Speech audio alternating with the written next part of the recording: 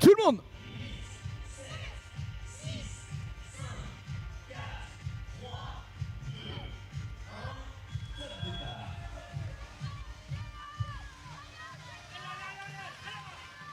Le départ de ce marathon international, le FR Sky, c'est parti pour la première vague.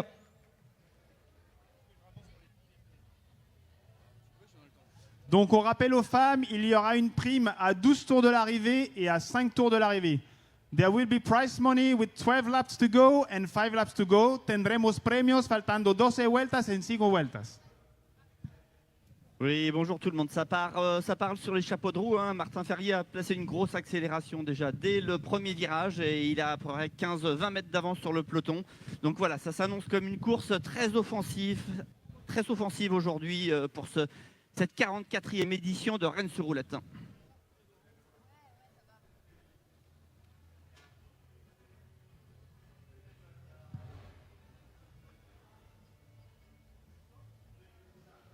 Et j'en profite d'ailleurs pour rappeler aux spectateurs que cette course a une importance toute particulière pour les athlètes français, puisqu'avec le chemin de France, c'est une épreuve qualificative pour les prochains Jeux méditerranéens qui font partie du cycle olympique et auxquels est invitée notre discipline pour la première fois. Et voilà, c'est le départ des femmes.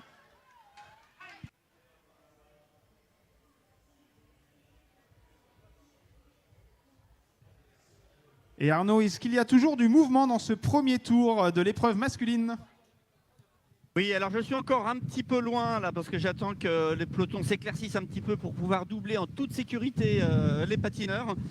Mais il me semble de loin que Martin Ferrier a été repris, mais ça je pourrais vous confirmer ça d'ici quelques instants. Il semblerait effectivement que ce soit Bart Swings, notre champion olympique, qui mène la danse devant Hugo Morin ou peut-être Carlos Tarazona.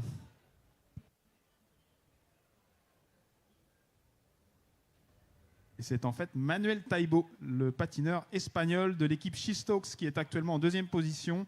On voit aussi Nolan Bediaf qui remonte en 4e place du peloton de gauche, alors que c'est un patineur de l'équipe Powerslide qui mène actuellement la danse, peut-être Ewan Fernandez. Et il semblerait qu'ils arrivent déjà aux abords du dernier virage. Donc c'est un premier tour très rapide pour une course qui s'annonce relativement animée.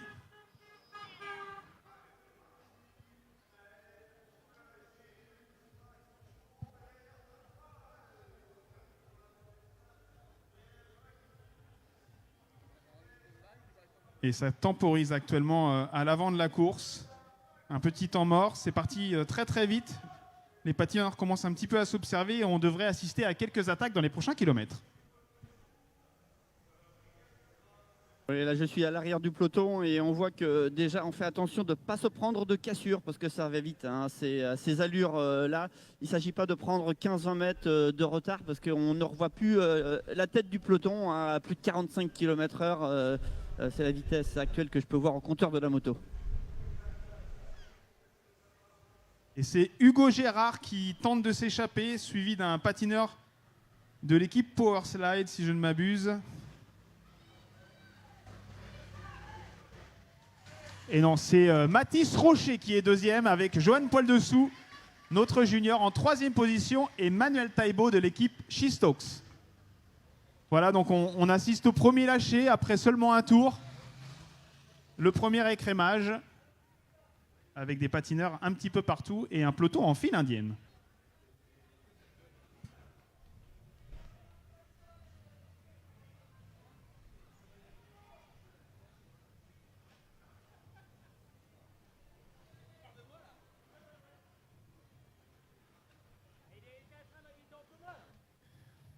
Et c'est maintenant un patineur de l'équipe Powerslide qui tente de s'échapper. Ewan Fernandez, notre vétéran de 37 ans, vainqueur l'année dernière de la dernière étape de la Coupe du Monde et vainqueur cette année du semi-marathon de Berlin. Alors que chez les filles, c'est notre championne du monde, Marine Ferrier-Lefebvre d'ailleurs, qui est en tête du peloton, suivie de sa coéquipière.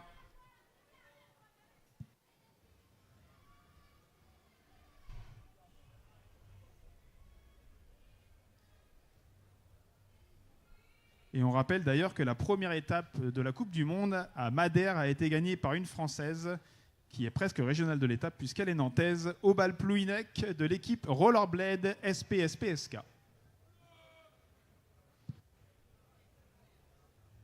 Elle porte Donc le dossard 301. Ouais, une course vraiment partie à vive allure. Hein. Je vais finir par arriver avec le peloton principal hein, qui perd des unités au fur et à mesure des tours et notamment du premier tour. Donc voilà, ça roule fort, pas d'écart pour le moment, mais attention, TNS est en train de partir, vous avez peut-être plus les images un petit peu mieux que moi, mais ça bouge à l'avant. Hein. Oui, c'est toujours Marine qui mène devant sa coéquipière. C'est relativement calme pour l'instant, on a un peloton en file indienne, mais l'allure n'est pas si élevée que ça. On assiste pourtant aux premières patineuses en difficulté, une dizaine de patineuses ne sont déjà plus dans le peloton de tête. Oui, alors attention, là il y a 7-8 patineurs qui sont en train de prendre le large et derrière ça temporise. Hein. Et il me semble que c'est des costauds qui sont à l'avant. Attention, ça peut aller loin si ça ne réagit pas pour le peloton derrière.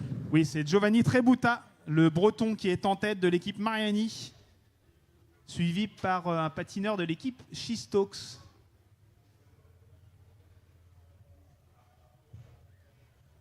Non, un patineur de l'équipe FR Manao, peut-être Nolan Bediaf. Ils vont de toute façon arriver bientôt dans le virage précédant la ligne d'arrivée.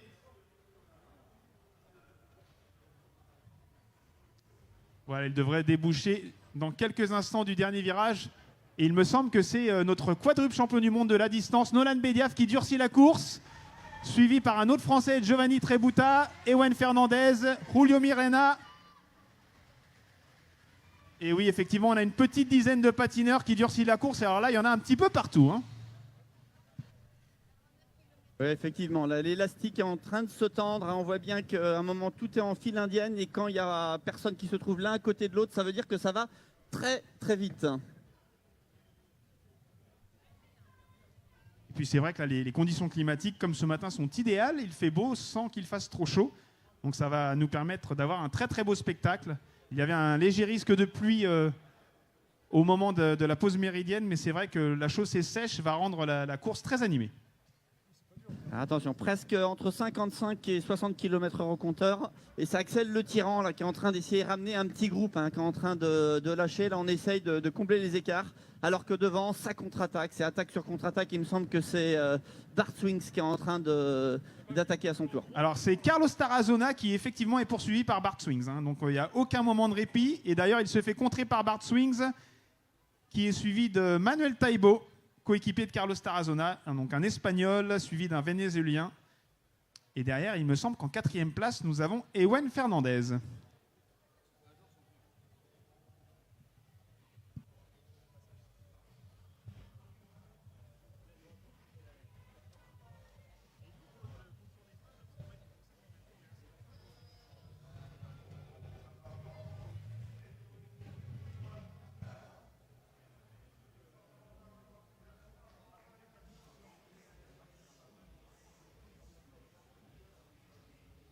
Ouais, je suis un petit groupe avec Alexis Baudeven, Axel Le Tyran là, qui sont en train de lâcher, j'ai bien l'impression malheureusement pour eux, irrémédiablement le peloton. Alors qu'effectivement c'est bien Bart Swing qui est en tête. Et on a parcouru seulement 2 tours, hein, donc il y en a déjà un petit peu partout. On devrait assister à une course d'attrition avec des patineurs costauds et un petit groupe à l'arrivée. De la même manière que l'année dernière, ils avaient terminé à 7. Donc on se profile sur une course relativement similaire. C'est d'ailleurs souvent comme ça que ça se termine ici à Rennes. Attention, une surprise à l'arrière, hein, parce que je crois que c'est Hugo Gérard qui est en train de se faire un petit peu coincer. Là, il traînait un petit peu, peut-être trop à l'arrière. Il se retrouve dans un 4e peloton. C'est quand même un des favoris hein, sur les marathons en Coupe du Monde. Donc, il est obligé de faire l'effort tout seul pour essayer de remonter sur le peloton de tête.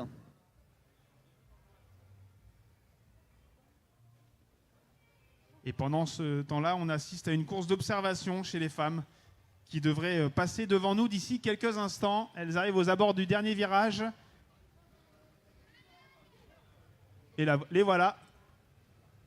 Et c'est actuellement une patineuse de l'équipe Shistox qui mène la danse. le dossard 310 en la personne de Natalia Pesantes. Et alors que les garçons sont déjà de retour avec une attaque du patineur portugais, le numéro 73 de l'équipe Mariani, Miguel Bravo. On va arriver à un moment délicat parce que le gros groupe des garçons va doubler le groupe des filles. Attention pour les patineurs à ne pas se faire coincer et prendre quelques longueurs et être distancés irrémédiablement du peloton, alors que Hugo Gérard, qui était un petit peu en difficulté avec l'équipe SPSK, a fait l'effort pour remonter dans le peloton principal. Et c'est encore Bart Swings qui se charge de la chasse derrière Miguel Bravo. Donc là, on a vraiment deux équipes qui durcissent la course. L'équipe Mariani et l'équipe Powerslide, et puis vient se mener à la fête de temps en temps l'équipe Shistox. Et on voit effectivement Hugo Gérard, comme tu le disais, qui est en chasse-patate et qui est suivi d'un autre Français, Mathis Rocher, de l'équipe FR Manao.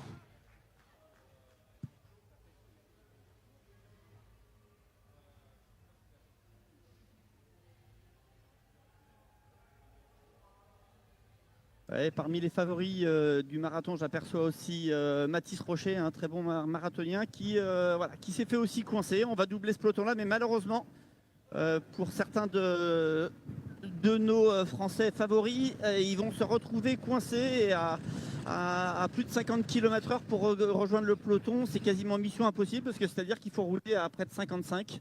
Donc affaire à suivre, mais bon, ça s'éclaircit et le peloton devient de plus en plus clairsemé. Et là, le groupe d'échappés composé de 5 patineurs se regarde un petit peu. Il me semble que c'est Nolan Bediaf qui prend le relais de Bart Swings. Ils sont dans la partie opposée du circuit. Donc là, c'est effectivement Nolan Bediaf, suivi par le Paraguayen Julio Mirena, et en 3e position, le champion olympique Bart Swings.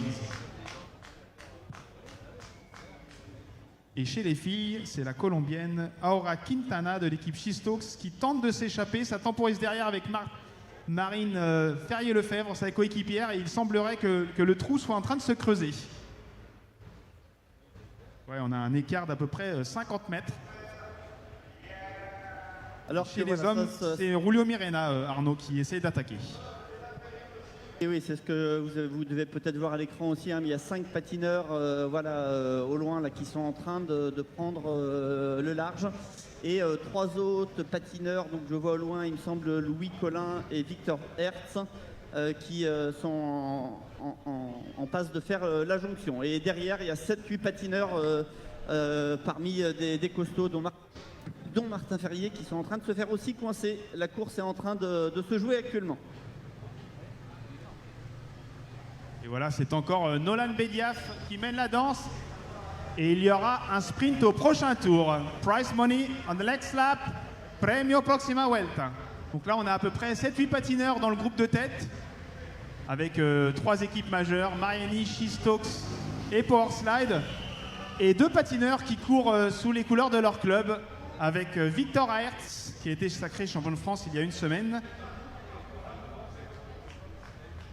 du club de Valence d'Agen, dans le Tarn-et-Garonne, et Louis Collin, qui lui est du club de Saint-Pierre-les-Elbeuf, dans l'agglomération rouennaise. Et là, c'est Hugo Gérard qui passe sur la ligne. Il a été décroché, il se trouve dans un groupe de poursuivants. Et l'affaire est certainement entendue pour lui. Et les femmes passent devant.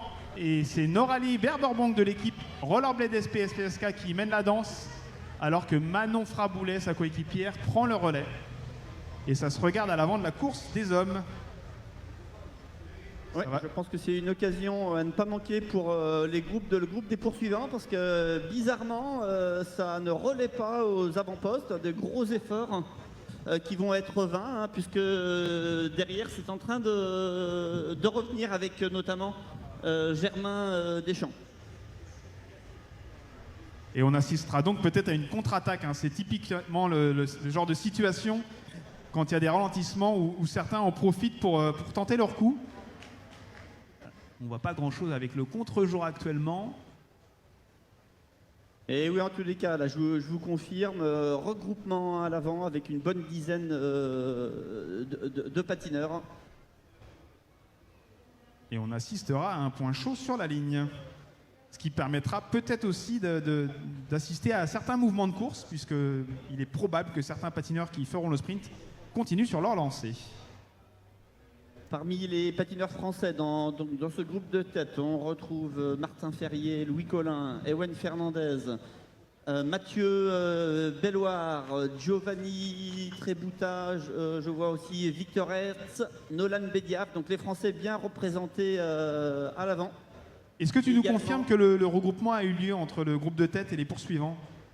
Oui, le regroupement complet, c'est Nolan Bediaf en tête de course.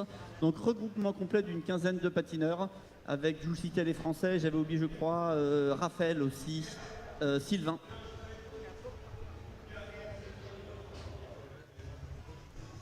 Et forcément chez les, voilà, je ne vais pas tous les citer, mais les favoris aussi étrangers sont là, notamment les Sud-Américains comme Julio Mirena ou encore bien sûr Bart Swings. Et là c'est parti, ça contre, c'est Germain Deschamps qui vient de mettre une bonne banderille sur le virage à l'envers. Oh là, c'est chaud avec les motos. Un de nos Olympiens, hein, Germain Deschamps, qui a participé aux Jeux Olympiques, tout comme Giovanni Tréboutta, lors de la poursuite où ils ont terminé au pied du podium à la 4e place, à la 5e place même peut-être. Se rapproche de la prime volante avec un sprint sur la ligne, avec des patineurs qui doivent se trouver à environ 300-400 mètres de la ligne. Ils devraient déboucher d'ici quelques instants du dernier virage. Voici les motos ouvreuses. Et c'est Germain Deschamps qui va aller prendre la prime sur la ligne. Prime sur la ligne. Suivi d'un patineur de l'équipe Schistox. Et en 3e position, le numéro 73, Julio Mirena. Et c'est Nolan Bediaf dans un 3e groupe qui est suivi par Giovanni Tréboutta et Julio Mirena, le Vénézuélien, enfin le Paraguayen maintenant, de l'équipe Schistox. Et comme je l'avais pressenti, hein, c'est à l'occasion de ce sprint que le peloton a éclaté, puisque Germain Deschamps ne s'est pas relevé. Il est certainement allé chercher la prime, mais il en profite pour prolonger son effort. Et voilà le groupe de poursuivants où quelques-uns des favoris se sont fait piéger, comme Mathis Rocher et Hugo Gérard, et ils sont d'ailleurs suivis par les femmes. Donc on a des femmes dans l'aspiration des hommes. C'est intéressant et on va voir si ça va créer des mouvements dans le peloton féminin.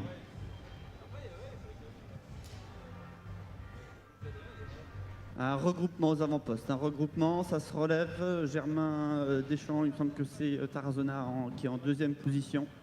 Donc voilà, un petit moment de répit où tout le monde récupère. Alors c'est un petit peu embêtant cette physionomie de course pour un de nos athlètes français, Hugo Gérard, qui était jusqu'ici 2e du classement général de la Coupe du Monde. Et là il vient de se faire piéger, donc il va certainement perdre beaucoup de place au général.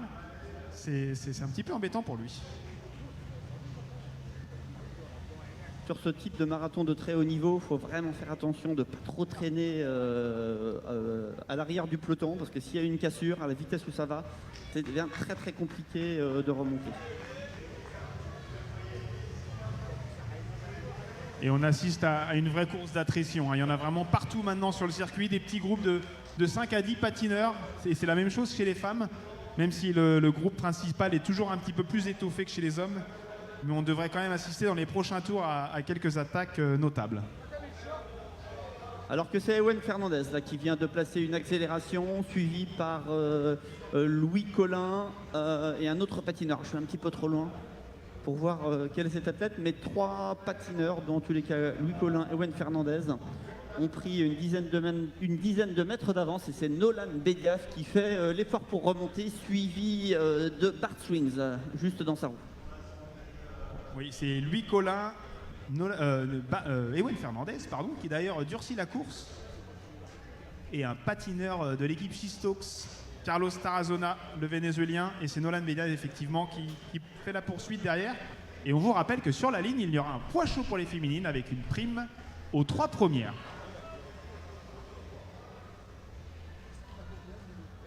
Ça ralentit devant, hein, puisqu'il y a une petite observation. Les patineurs qui sont à l'inspiration d'Ewen Fernandez ne souhaitent pas collaborer, et c'est Nolan Bediaf qui vient rattraper le trio de tête. Ils arrivent aux abords de de l'arrivée, puisqu'ils sont actuellement dans l'avant-dernier virage, à environ 500 mètres de l'arrivée, avec ce léger faux plat montant, et ils vont déboucher de ce virage à gauche d'ici quelques secondes.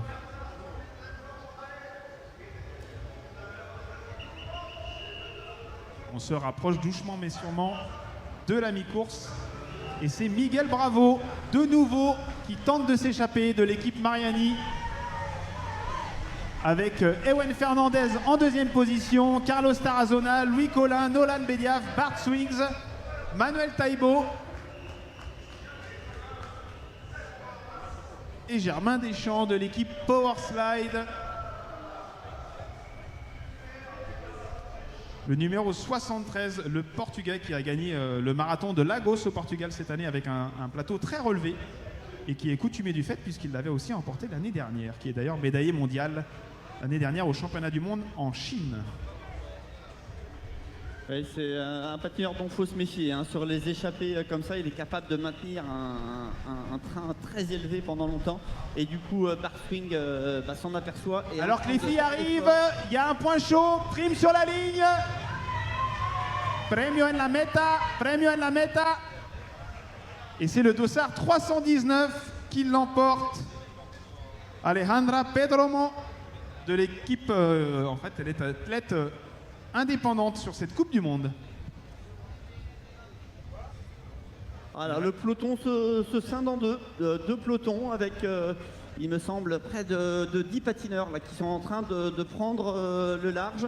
Et c'est Giovanni Trebuta voilà, qui est en train de ralentir et Ewen Fernandez qui relance derrière parce qu'Ewen est en train de se faire un petit peu coincer. Oui, parce qu'on a un mouvement de course.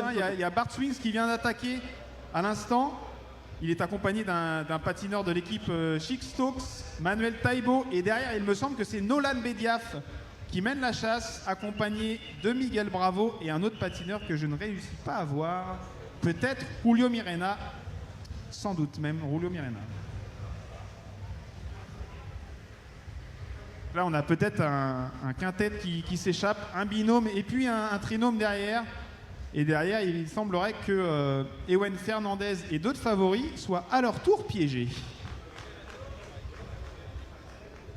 On a le dossard 336, Belinda Faria, vainqueur l'année dernière ou il y a 2 ans, qui elle aussi s'est faite piéger puisqu'elle est dans un groupe de retardataires.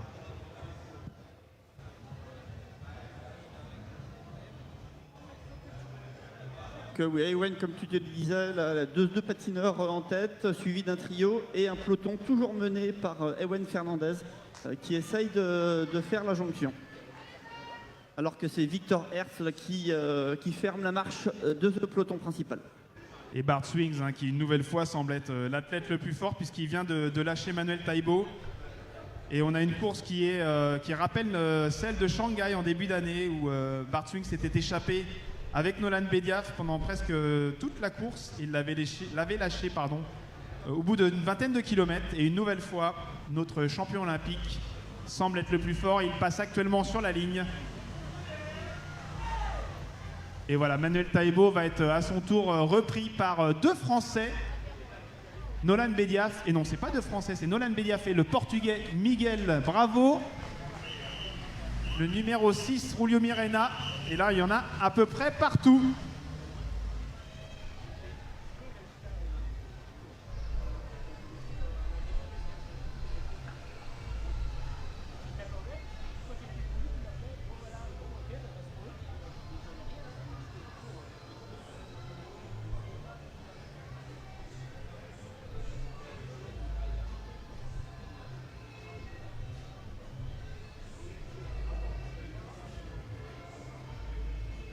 Alors que Nolan Bediaf et Miguel Bravo sont en train d'essayer commencer à décrocher, je crois que c'est Julio Mirena. Donc en tous les cas, voilà, tout le monde est au rupteur un petit peu à tous les échelons de la course. Ouais, on a un Money Time qui intervient relativement tôt dans la course. Bon, il semblerait que Bart Swings soit, comme à l'accoutumée, le plus fort physiquement, comme je le disais. Celui qui a quand même gagné 8 fois cette épreuve, c'est un record. Avec un record de 58 minutes 40 à une moyenne de presque 44 km/h. sur un circuit spineux comme celui-ci, c'est quand même un véritable exploit, un véritable tour de force. Alors à souligner le gros effort d'Ewen Fernandez qui à lui seul est en train de se rapprocher, de remonter les 3 athlètes qui sont derrière Bart Swings. Alors je me permets de t'interrompre Arnaud, puisque actuellement ce sont les femmes qui passent devant nous et on a un beau mouvement de course avec une patineuse de l'équipe Power Slide, Maria José Quiros, la colombienne qui s'est échappée, et on a ce qui reste du peloton qui est à sa poursuite, et d'ailleurs ça fait 3-4 victimes puisqu'on a quelques patineuses qui en sont décrochées. Alors oui, chute dans le peloton, là, il est reparti. Matteo Rico, là, a fait une mauvaise chute, mais ça va, il a glissé, il a tapé dans rien. On va voir s'il va réussir à remonter sur le peloton. Donc Matteo Rico, un patineur colombien de l'équipe SPSPSK Rollerblade, alors qu'il y a regroupement à l'arrière, derrière Bart Swings. Et voilà, et on essaye d'accélérer et de contrer à son tour. Il me semble que c'est à l'avant Giovanni Trebuta, suivi de Germain Deschamps. Et je crois un athlète de Schistock en 3e position, voilà, qui vont essayer de mener la chasse derrière Bart Swings. Si je ne me trompe pas, je crois qu'il est tout seul à l'avant d'après ce que vous disiez. Oui, il est tout seul, et d'ailleurs on va prendre les écarts sur la ligne puisqu'il s'en rapproche. Pour nous confirmer que le one-man show est en marche. J'imagine au moins 30 secondes entre le patineur belge et les premiers poursuivants. Et on a des magnifiques plans de drone pour la première année.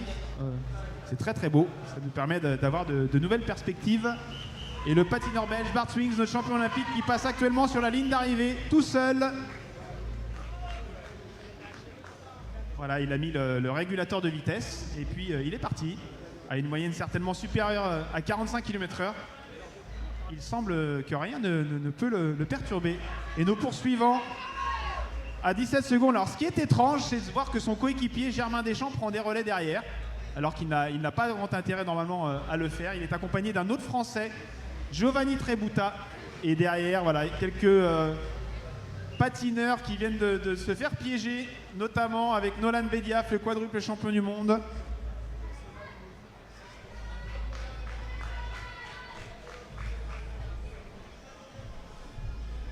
Et c'était l'Espagnol Adrián Alonso qui était dans le trinôme de poursuivants, avec nos 2 Français, Germain Deschamps et Giovanni Trebuta, qui ont terminé respectivement 2e et 4e du championnat de France marathon à Launac la semaine dernière, tout près de Toulouse, dans des conditions épiques. Nolan Bediaf tente de relancer le groupe. Voilà, ça a été un peu chaud sur la moto, excusez-moi, ça a secoué. Donc du coup, Nolan Bediaf, je vous disais, a essayé de mener une attaque, mais voilà, il s'est fait rejoindre. Et à son tour, c'est Louis Collin qui mène le contre. Et là, on a Alexis Boisdevenne dans un groupe de poursuivants qui passe devant nous avec Hugo Gérard, Johan Poil-Dessous.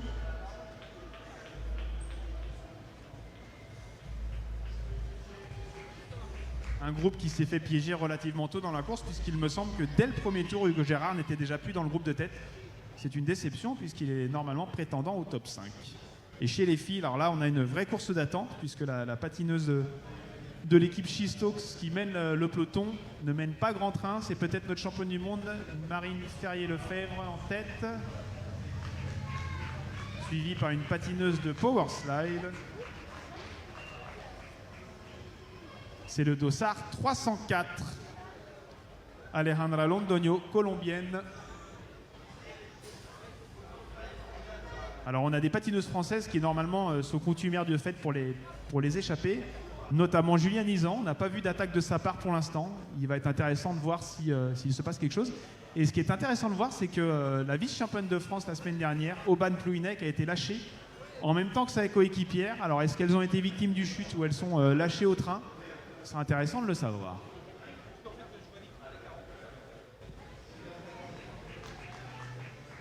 Donc ça va être intéressant de voir, et j'en suis un petit peu trop loin pour le voir, mais voir si Bart Swings garde toujours autant d'avance ou s'il se fait remonter par le groupe Trebuta. Et derrière, il y a deux athlètes, Louis Collin et un athlète de chez Chistock, je suis un petit peu lent pour le voir, qui sont en train de remonter. À l'arrière du peloton, on retrouve Julio Mirena et puis Martin Ferry. Et Bart Swings passe encore devant nous. Alors on a l'impression qu'il fait des tours d'1 kilomètre tellement ça va vite.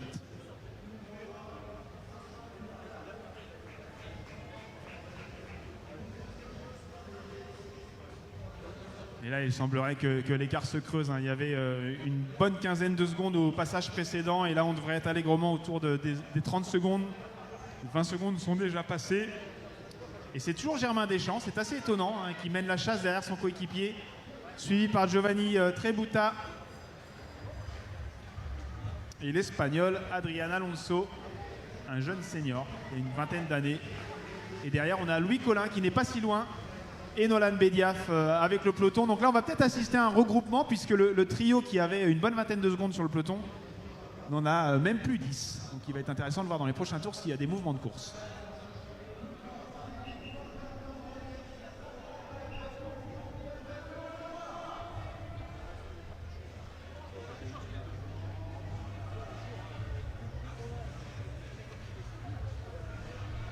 Ouais, ça se regarde derrière là pour l'instant. Louis Collin est en train de prendre un petit peu le large avec une bonne situation, mais pas si facile que ça pour Louis parce qu'il se retrouve un petit peu en chasse-patate entre les deux pelotons. Il n'a pas l'abri, l'aspiration des autres patineurs.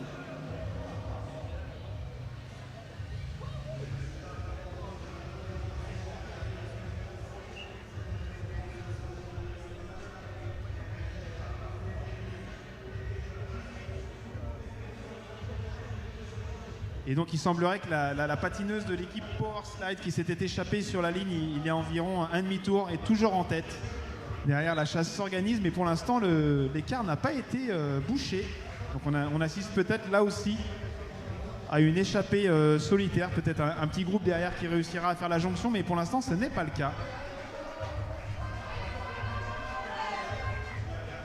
Il me semble que Louis Collin n'est pas très loin, il va peut-être réussir à faire la jonction, il y a quoi, une trentaine de mètres, pas beaucoup plus. Il avait déjà été très fort la semaine dernière, puisqu'il avait fini sur le podium des chemins de France à la 3e place, derrière Germain Deschamps et Nolan Bediaf. Donc il semblerait que ce soit une nouvelle très belle performance de sa part. Et les filles devraient déboucher du dernier virage, l'on voit actuellement les motos ouvreuses, avec la patineuse de l'équipe Powerslide, toujours toute seule, avec Marine Ferrier-Lefebvre qui est derrière. Le dossard 316. Maria José Quiros. Derrière, on a le dossard 307. Marine Ferrier-Lefebvre. Et le dossard 302. Kelly Delgado de l'équipe Powerslide Vesmaco. Et là, il ne reste plus grand monde chez les filles. On n'a plus qu'une dizaine de patineuses. Il y en a là aussi un petit peu partout. Et c'est Bart Swings qui une nouvelle fois arrive sur la ligne d'arrivée. On va reprendre le temps pour savoir l'écart qu'il y a. Et tel un métronome, il boucle un nouveau tour.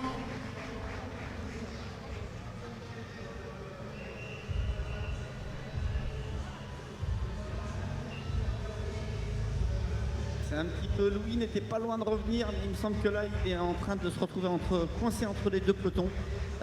Alors que devant ça tente d'accélérer avec, il me semble que c'est Mathieu Belloir qui est en train d'imprimer un rythme un petit peu plus rapide avec dans sa roue Nolan Bediaf et Victor Hertz. Et on rappelle qu'on aura une prime au prochain passage sur la ligne. Bon, il fait très peu de doute que Bart Swings l'emportera, mais il restera 2 primes volantes derrière pour la 2e et la 3e place. Et c'est actuellement les poursuivants qui passent sur la ligne avec presque 40 secondes de retard.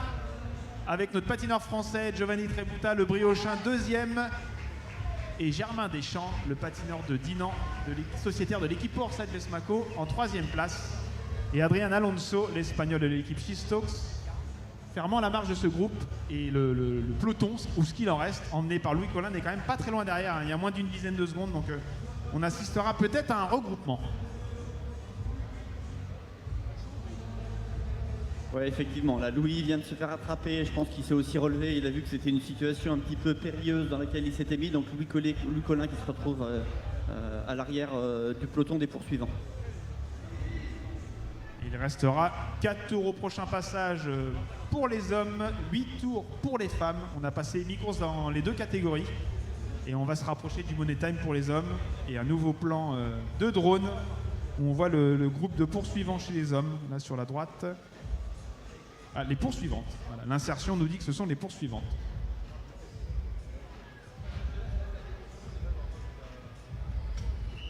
Je ne sais pas ce que tu as à la caméra, Yann, n'hésite pas. Si tu veux, pour l'instant, je reste plutôt dans le peloton derrière. Si tu veux que je remonte, n'hésite pas. Mais je pense que je reste là, comme il n'y a pas de caméra, ça me permet de vous dire ce qui se passe sur le groupe des poursuivants. Bah là, on a encore le one-man show de Bart, hein, on est avec lui. Alors c'est vrai que ça peut sembler un peu soporifique, mais il faut quand même mesurer l'exploit. Hein. Il est certainement aux alentours de 50 km/h, échappé depuis une quinzaine de kilomètres, et il semble ne pas éprouver de difficultés. De la même manière que chez les femmes, Kyros est toujours toute seule et semble se diriger vers une échappée victorieuse. Donc on va peut-être avoir deux patineurs en solo remporter cette épreuve, ce qui est quand même relativement rare, puisque chez les femmes, les dernières années, on avait souvent un sprint d'un petit groupe ou un sprint massif. Ouais, alors que Nolan Bediaf essaye de partir seul, essaye de sortir de son aspiration les autres patineurs. Donc Nolan Bediaf avec une dizaine de mètres d'avance. Louis Collin, voilà, qui essaye de récupérer de son échappée solitaire. Et on devrait avoir Bart qui débouchera d'ici quelques instants, qui viendra prendre la prime sur la ligne. Et non, c'est la Colombienne. Premio en la meta, premio en la meta. Donc une prime sur la ligne pour la Colombienne. Le dossard 316, Maria José Quiros. Et voilà, les poursuivantes qui débouchent. Et c'est Bart qui lui aussi vient prendre la prime. Le dossard 15.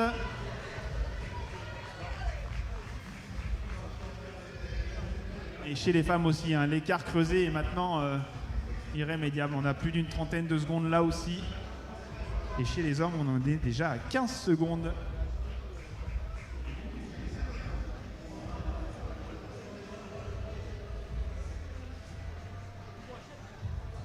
Voilà une moto ouvreuse.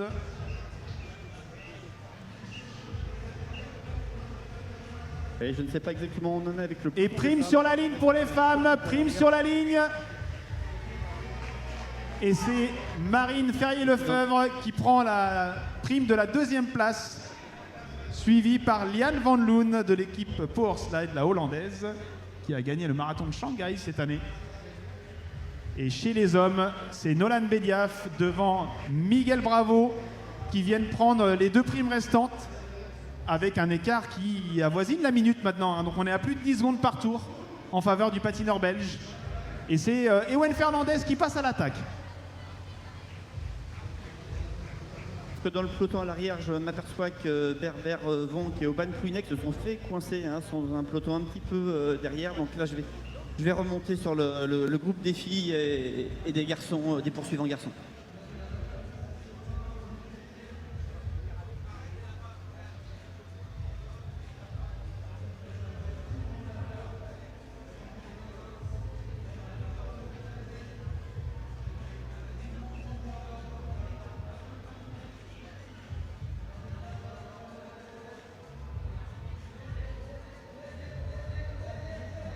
Et donc j'en profite pour vous dire qu'il y a eu un petit erratum sur les primes, parce que j'avais pas vu les quelques patineurs se glisser parmi les femmes et qui sont donc venus prendre la deuxième et la troisième place sur cette prime volante. Et donc c'est pas Nolan Bediaf et Ewen Fernandez qui prennent la prime.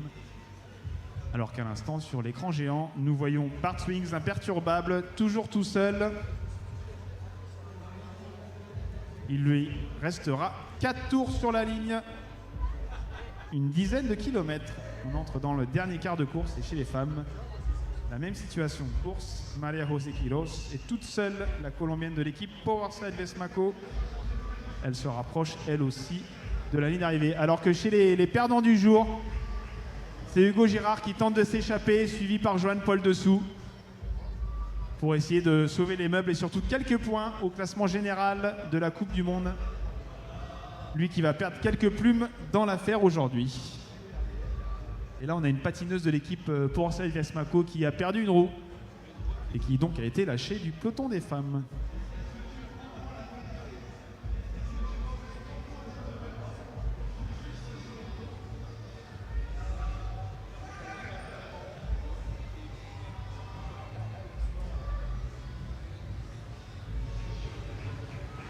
Et voilà, Bart Swings de nouveau qui débouche. Le patineur belge, je le répète souvent, mais je vous le répète une nouvelle fois, champion olympique en 2022. Il a eu quelques difficultés cette année puisqu'il avait des problèmes de genoux, donc il n'a pas été en mesure d'accrocher un top 5, mais c'était quand même un patineur des légendes. Et la première féminine, le dossard 316, Maria José Quiros, la colombienne de l'équipe PowerSide Vesmaco, qui passe à l'instant devant nous. Où est-ce que tu en es, Arnaud? Est-ce que tu es encore avec le groupe de poursuivants? Oui, oui, tout à fait. Je suis avec le groupe de poursuivants. Ça avait un petit peu du mal à s'organiser, ça avait pas mal ralenti. Mais là, on a vu Mathieu Bellouard passer aux avant-postes. Maintenant, c'est Nolan Bédia qui a contré, suivi de Miguel Bravo. Et puis de Louis Collin, qui s'est refait la cerise, si je puis dire, après son échappée en solitaire entre deux pelotons tout à l'heure. Donc vous allez voir passer devant vous 3 patineurs légèrement détachés du reste du peloton. Et ils sont actuellement 4, si je ne me trompe pas, Arnaud, hein, ils sont 4. Hein. Il y a peut-être un retardataire. Ils étaient 3, ils sont 4 maintenant. Les choses vont très vite. Et derrière, c'est Miguel Bravo avec Nolan Bédiaf qui emmène le groupe, ce qui reste du groupe principal, avec une quinzaine de patineurs. Et il leur restera 3 tours au prochain passage et 6 tours pour les féminines. Et pour le coup, je me retrouve avec le peloton des filles, hein, si j'ai bien compris, qui sont derrière juste la patineuse échappée. Et parmi nos françaises, je vois Marine Lefebvre, Mewen Julou, Mathilde Champagnac. Et je ne crois pas en oublier.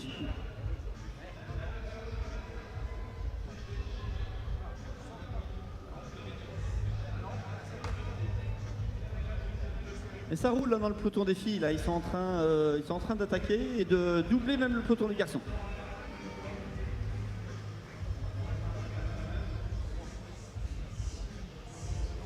Et à l'instant, là, 2 patineuses de classe internationale, 2 anciennes vainqueurs du marathon de Berlin qui passent devant nous, Noralie Verberbonk et Oban Plouinek, vainqueurs des 2 dernières éditions du plus grand marathon du monde, la finale de la Coupe du Monde, et qui ont été piégés très tôt dans la course. Et comme on le disait ce matin, quand on ne bénéficie plus de l'effet d'aspiration, ça devient tout de suite beaucoup plus dur.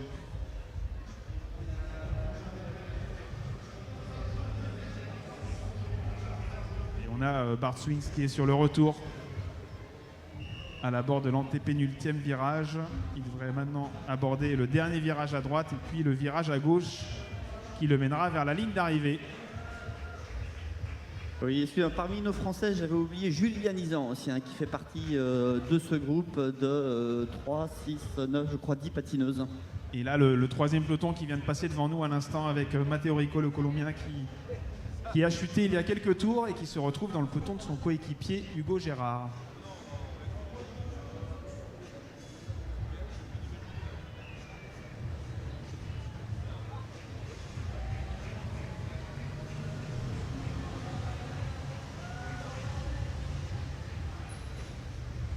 Et voilà, Bart Swings de nouveau qui passe sur la ligne. 4 tours pour lui.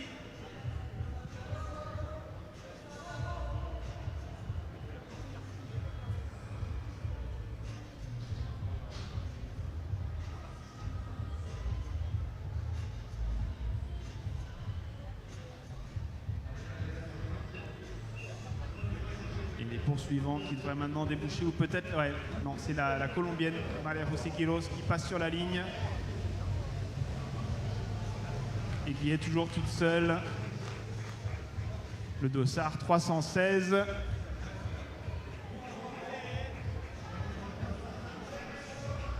Et là, on a un écart qui s'est creusé chez les hommes aussi. Hein. Et c'est Germain Deschamps qui est attaqué par Giovanni Trebuta à l'instant. Le français, le briochin, le dossard 70 de l'équipe italienne Mariani. Et il semblerait qu'ils essayent de faire craquer Adrián Alonso, l'Espagnol, qui est sans doute le patineur le plus faible de ce groupe. Et on assistera donc peut-être à un mano-mano entre 2 Bretons, un Costa-Mauraquin et un patineur d'Ille-et-Vilaine. Et c'est Nolan Bédiaf qui essaie d'organiser la chasse derrière, le dossard 14. Lui aussi patineur breton de Lamballe.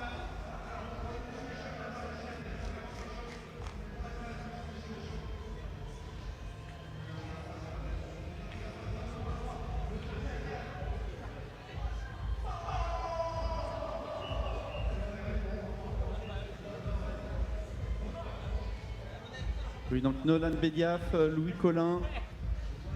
Et là, on a actuellement le peloton des femmes. Je me permets de t'interrompre, Arnaud, qui passe sur la ligne avec un écart qui ne cesse de grandir. Et c'est Marine Ferrier-Lefebvre en première position devant la Hollandaise Liane Van Loon. Il leur reste 5 tours.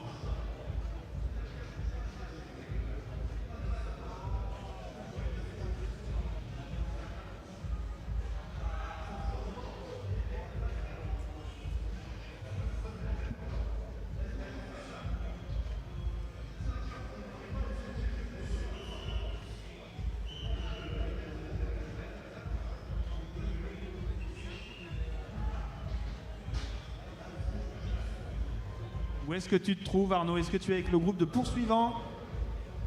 Et en fait, je suis avec, on va dire, Bart Swings, les 3 poursuivants, et je suis avec le peloton derrière. Hein. Je vais peut-être remonter un petit peu pour voir comment va se jouer le podium. Mais pour l'instant, voilà, ça roule par à coup, ça roule fort, mais je pense pas suffisant pour rentrer sur les athlètes juste devant et pouvoir jouer le podium. Donc voilà, les attaques se succèdent avec des hommes offensifs, principalement Nolan Bediaf. Louis Collin aussi, toujours dans les bons coups, et une équipe G-Stock qui s'est fait un petit peu coincer. Ils sont aussi 4 athlètes, mais ça a un peu du mal à s'organiser. Et Wayne Fernandez aussi, hein, qui surveille et qui remonte sur le peloton le cas échéant. Et pendant que tu parlais, on avait Oban Pluinek, la vainqueur de la première étape de la Coupe du Monde, qui passait devant nous.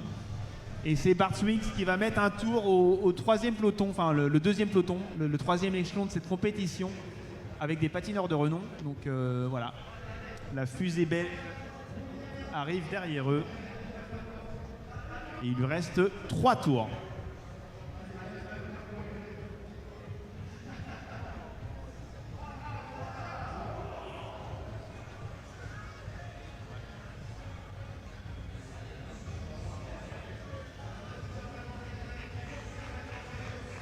On attend donc les poursuivants sur la ligne, mais j'imagine qu'ils sont maintenant résignés au vu de l'écart qui ne cesse de grandir. Il y aura quand même les accès fit à aller chercher une belle 2e et 3e place pour ce podium de la 2e manche de la Coupe du Monde ici à Rennes, après la manche portugaise de Madère plus tôt dans la saison au mois de mars. Et voilà, c'est Germain Deschamps qui est maintenant seul et qui a creusé l'écart sur Giovanni Trebuta et Adrian Alonso, le Français qui creuse l'écart sur son compagnon d'équipe de France, aussi bien sur glace que sur les rollers, puisque les 2 compères ont participé aux Jeux Olympiques, comme je disais tout à l'heure, avec une belle 5e place à la clé lors de la poursuite. Et c'est maintenant le peloton principal, emmené par nos 2 athlètes, Nolan Bediaf et Wayne Fernandez, anciens champions du monde, devant Manuel Taibo, Louis Collin, Miguel Bravo, Martin Ferrier, un autre champion du monde français qui s'est fait discret jusqu'ici, qui est toujours dans le peloton de tête et qui attend certainement l'emballage final. De mon côté, je vais remonter aux avant-postes, hein, parce que je pense pas qu'il va y avoir beaucoup de changements. Donc je vais voir, je pense que Bart Swing est parti irrémédiablement vers la finale. Je vais essayer de me placer avec le groupe de Germain Deschamps, Giovanni Trebuta et, excuse-moi Yann, j'ai oublié la 3e personne qui était en échappée avec eux. Pour voir Adrian Alonso, l'Espagnol de l'équipe Shistox. Merci. Et Bart Swings actuellement sur le retour vers la ligne d'arrivée, à environ 1 km de là où nous nous trouvons, qui passe devant un groupe de retardataires féminines. Et il arrive au niveau du groupe où se trouve Matteo Rico, le Colombien qui a chuté, le Français Hugo Gérard, et il va donc leur prendre un tour alors qu'il lui restera 2 tours sur la ligne.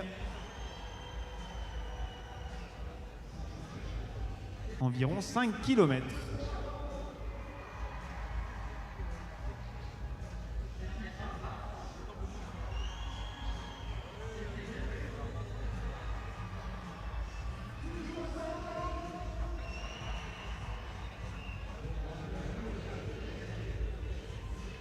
Des féminines là qui débouchent.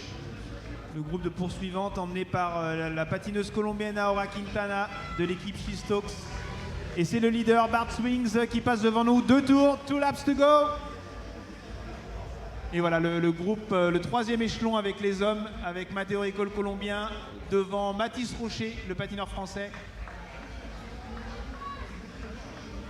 Et un autre groupe de femmes avec le dossard 301, comme je lui disais, Oban Pluinek, qui avait gagné la première étape de Coupe du Monde et fait 2 places de deuxième la semaine dernière au chemin de France, qui n'est apparemment pas dans un grand jour aujourd'hui.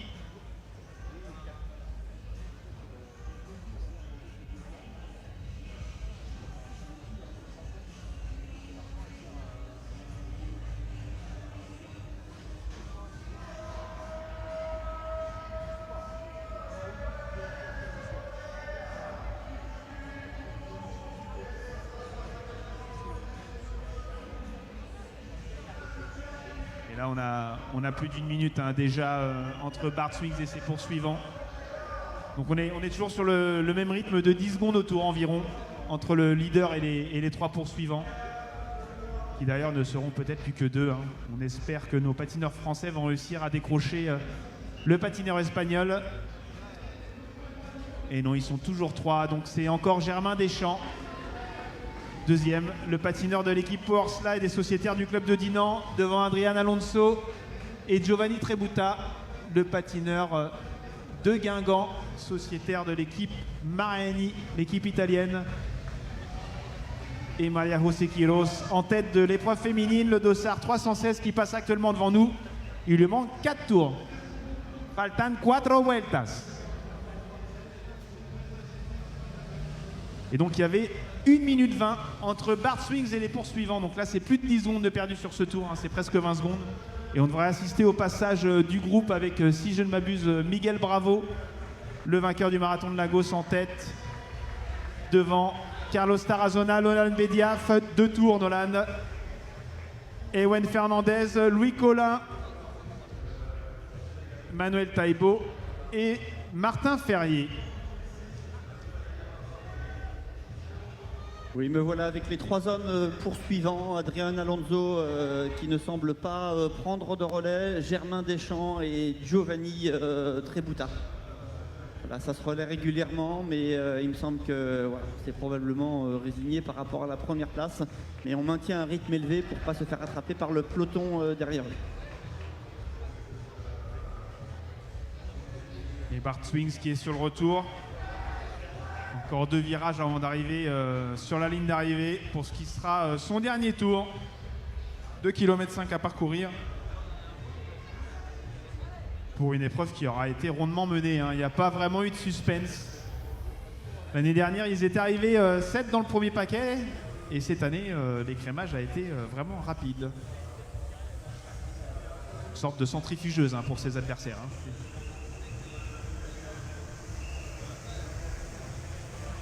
Et voilà le patineur belge qui débouche.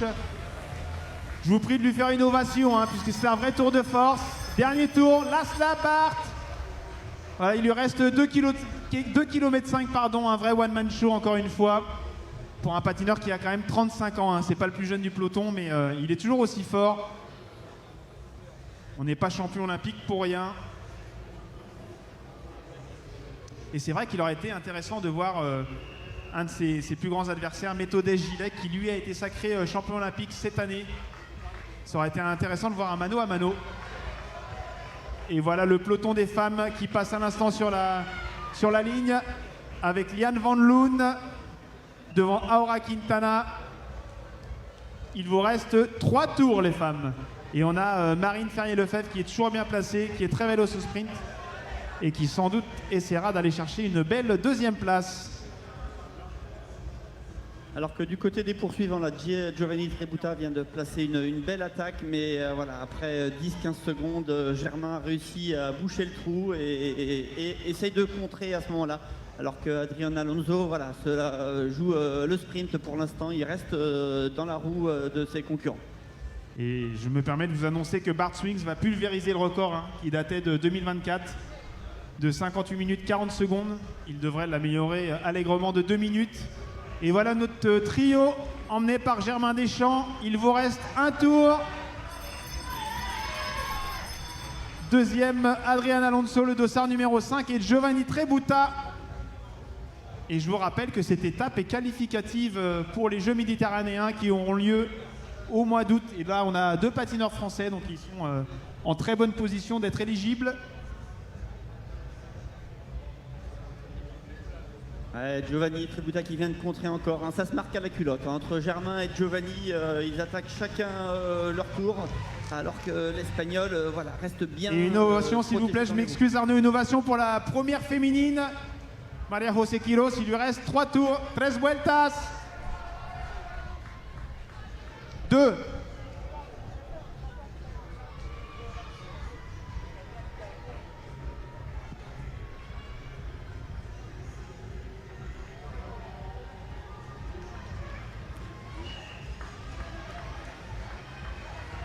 Et voilà le peloton des hommes emmené par Ewen Fernandez, Nolan Bediaf, Miguel Bravo, Carlos Tarazona. Donc une grande partie des favoris piégés dans ce groupe principal pour ce qui reste du peloton. Et voilà, Bart Swings est lui sur le retour à moins d'1 kilomètre de l'arrivée. Je vous invite à lui faire une standing ovation. Il nous a offert un magnifique spectacle. Sans beaucoup de suspense, mais il a vraiment voulu tuer la course le plus rapidement possible. C'est l'athlète le plus fort du peloton, ça n'est plus le plus rapide et c'est sans doute pour ça qu'il a voulu durcir la course rapidement. Donc on l'applaudit à la sortie du dernier virage. Il va se présenter devant nous d'ici une dizaine de secondes. Voilà la moto ouvreuse. Et voilà notre patineur belge, champion olympique, qui vient gagner ici pour la 9e fois. On l'applaudit. Hats off, champion, hats off. You're winning the race for the 9th time. Et voilà, 9e succès. Avec un temps de 56 secondes 34. C'est plus de 2 minutes plus rapide que le précédent encore, qui était de 58,40. Je vous laisse faire le calcul sur 42 km.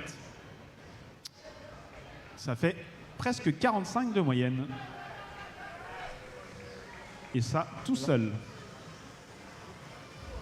Alors que derrière est en train de se préparer le sprint là, pour la 2e et 3e place de cette 44e édition du Marathon de Rennes, avec Giovanni Tributa en tête, suivi de Germain Deschamps, une allure relativement faible pour l'instant, et en 3e position.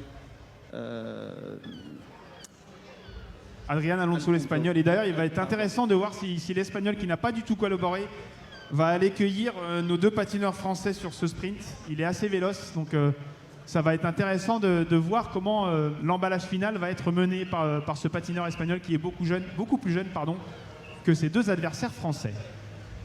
Oui, Giovanni, on arrive au virage à droite avant l'arrivée.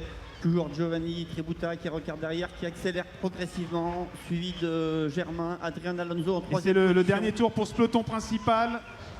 Ce 2e peloton, pardon. Dernier tour pour vous. Et alors que dans le peloton des femmes, on assiste à une attaque de Mewen Julou. Il reste 2 tours. Le dossard 314. En tête, en 2e position à l'amorce du dernier virage, suivi de Germain Deschamps. Il reste à peu près 150. Et c'est Giovanni Tributa qui devrait finir 2e. Et non, c'est Germain Deschamps qui vient le coiffer sur la ligne. Giovanni Tributa 3e et Adrián Alonso 4e, qui n'a rien pu faire dans ce sprint. Donc Germain Deschamps, qui avait déjà fini 2e la semaine dernière lors du championnat de France, vient de nouveau finir 2e. Et Giovanni Tributa complète le podium avec une belle 3e place. Ça fait quand même 2 Bretons sur le podium. Comme le rappelle Damien, notre cher organisateur. Un peu de chauvinisme régional. Et voilà, la leader de la course, il lui reste 2 tours. Et derrière, c'est Nolan Bediaf qui vient remporter l'emballage final devant Julio Mirena, Manuel Taibo, Louis Collin et Ewen Fernandez pour compléter ce top 10. Et Martin Ferrier qui vient passer la ligne avec, le semble-t-il, une blessure au pied.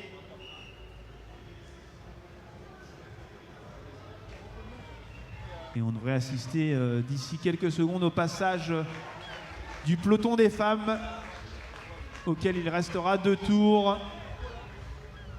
Elle devrait déboucher du dernier virage puisque l'on voit une moto ouvreuse.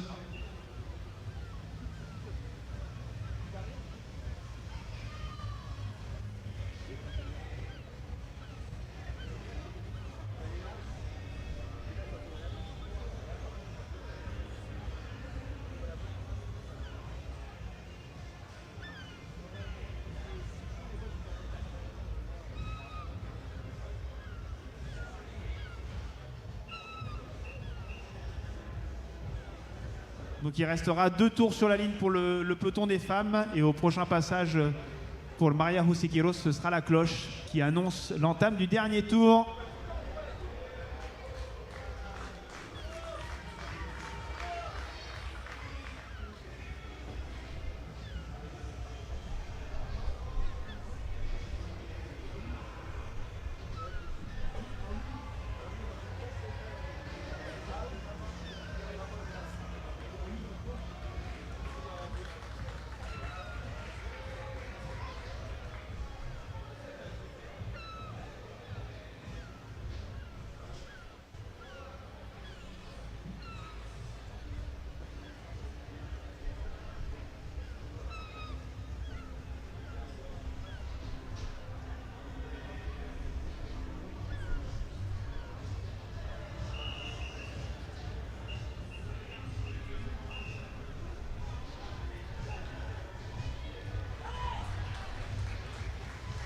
Voilà un 3 ou 4e échelon de la course avec un groupe mixte composé d'hommes et de femmes. Et derrière, c'est Mathis Rocher qui vient remporter ce sprint du 3e échelon devant Hugo Gérard. Les perdants de cette course, Joanne Poil Dessous, le numéro 61 de Guingamp qui passe actuellement la ligne et qui a certainement chuté puisqu'il a un trou dans sa combinaison. Et Mathis Raymond, le dossard 112.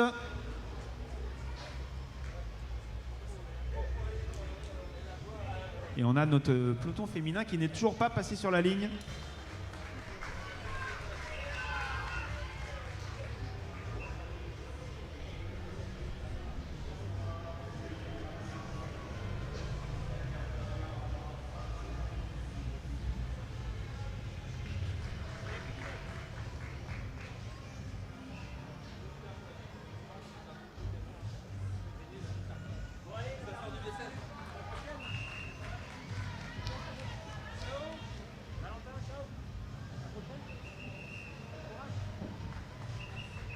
Et voilà une moto ouvreuse.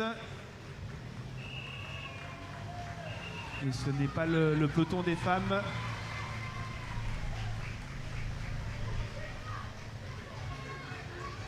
Voilà, José Mayra Quiros qui passe devant nous, le dossard 316. Il reste 2 tours pour le peloton. 2 laps, 2 laps. C'est le dernier tour pour la leader qui a été échappée une bonne partie de la course et qui viendra conclure en solitaire cette édition de Rennes-sur-Roulette organisée par le Cercle Paul Bert et la mairie de Rennes. Une institution dans le mold du roller et ce, quelle que soit la discipline, pardon. On a une épreuve multidisciplinaire avec du skate cross, des courses pour les jeunes, des randonnées populaires, des courses pour les amateurs et ici le marathon international avec des patineurs professionnels. Un très bel événement.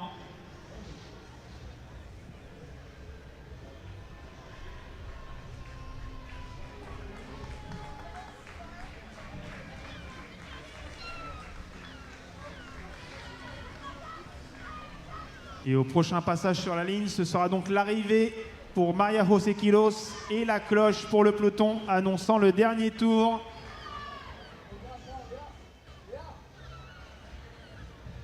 Sous un soleil radieux, typiquement breton. Oui, Yann, du coup, je me retrouve avec le groupe des femmes poursuivantes pour vous commenter ces 2 derniers tours. Qui va pouvoir nous dire s'il y a des mouvements de course, puisque nous, on est avec la Colombienne, seule en tête, Maria José Quiros, à qui il reste environ un demi-tour, un peu plus d'1 kilomètre, et qui viendra conclure. Je te laisse, vas-y Arnaud, je te laisse. Oui, excuse-moi, Yann. Je vois aux avant-postes Noah Vio. Alors, j'étais malheureusement pas beaucoup de temps avec les filles, mais une belle performance si vraiment elle fait partie de ce groupe. Elle a déjà brillé lors du championnat de France marathon en finissant avec le peloton des seniors. Voilà, c'est vraiment un peloton qui roule vraiment complètement relevé. Il n'y a plus d'enjeu, donc je pense qu'on attend. On attend le sprint final et je vois dans le groupe des athlètes comme Auban Plouinec. Alors je ne sais pas s'il y a eu un regroupement, peut-être tu pourrais le dire au niveau des puces à l'arrivée, s'il y a eu un regroupement de toutes les filles ou si certaines se sont fait prendre un tour. Mais en tous les cas, voilà, ça roule vraiment à allure peinard.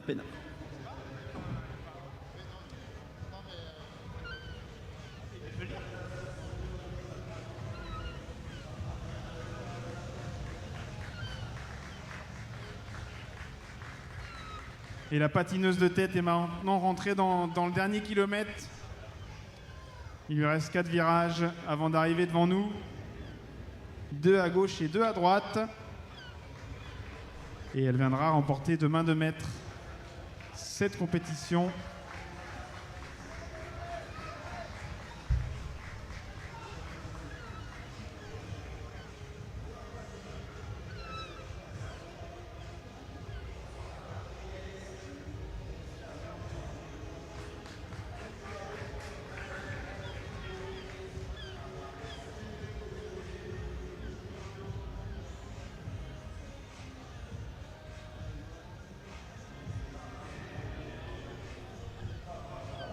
Oui, donc il semblerait bien qu'il y ait eu un regroupement à l'arrière et que toutes les athlètes féminines qui sont dans le groupe de poursuivants, voilà, le podium va se jouer entre ces patineuses. Et on a l'athlète féminine, la première qui débouche ici dans la dernière ligne droite. On lui fait une ovation, s'il vous plaît, pour la Colombienne José María Quiros de l'équipe Powerslide Mesaco qui vient de l'emporter. Le dossard 316. Et derrière, ce sera la cloche pour le peloton principal.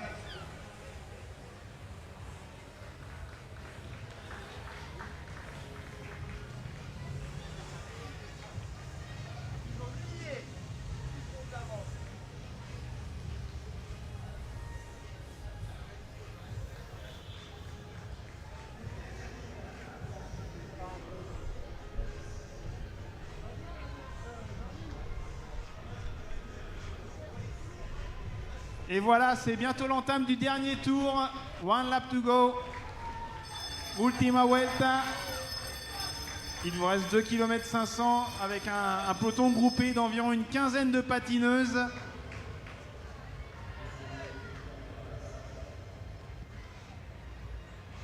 Voilà, et c'est Mewen Julou suivi de Liane Van Loon qui mène ce peloton, toutes les deux sociétaires de l'équipe Powerslide.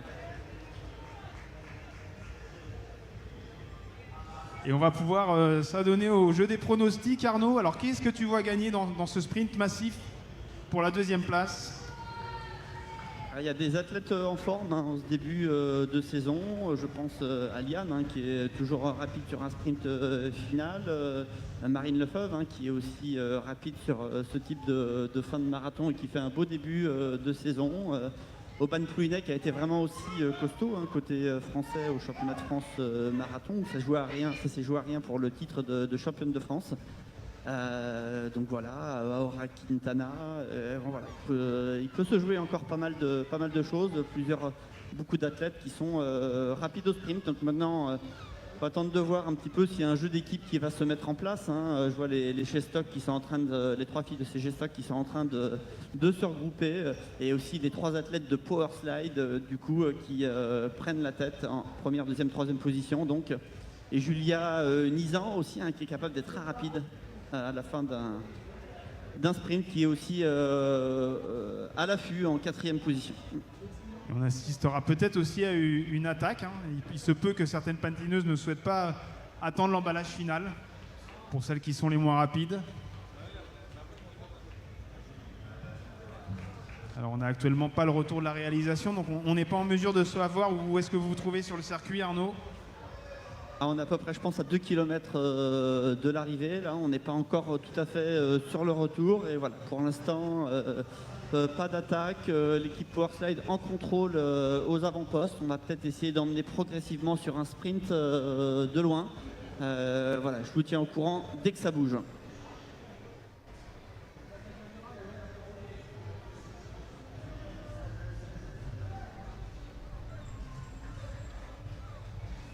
Toujours Mewen Julu en tête, qui accélère légèrement le rythme avec un bon vent de face dans cette ligne droite. Et puis derrière, pour l'instant, voilà, c'est en contrôle. On attend, ça va être un sprint probablement qui va se lancer de loin pour pas se faire piéger parce que la ligne droite avant l'arrivée est très étroite. Il y a un pif-paf droite-gauche. Alors qu'il y a une attaque de la numéro 303 qui est en train de se faire et Menjulu qui tout de suite prend la roue.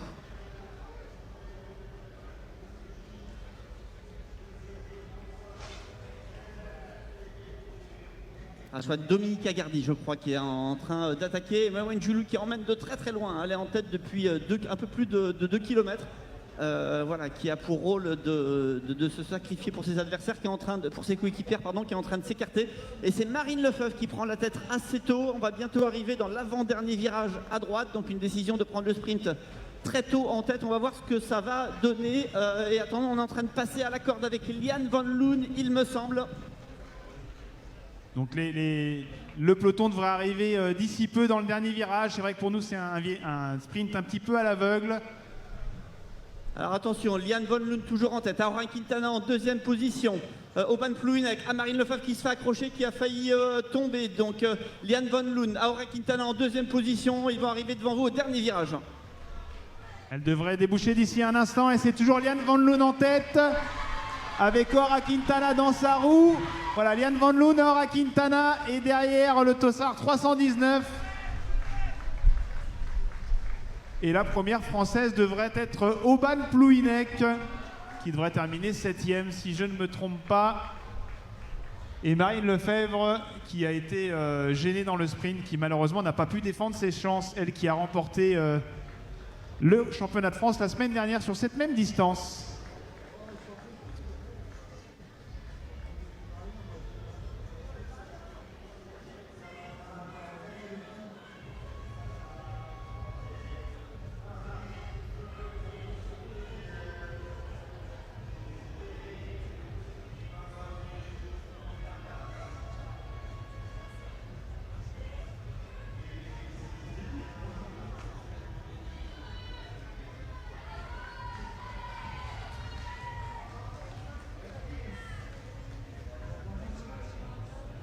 Donc voilà, une très belle édition 2026 de cette deuxième étape de la Coupe du Monde.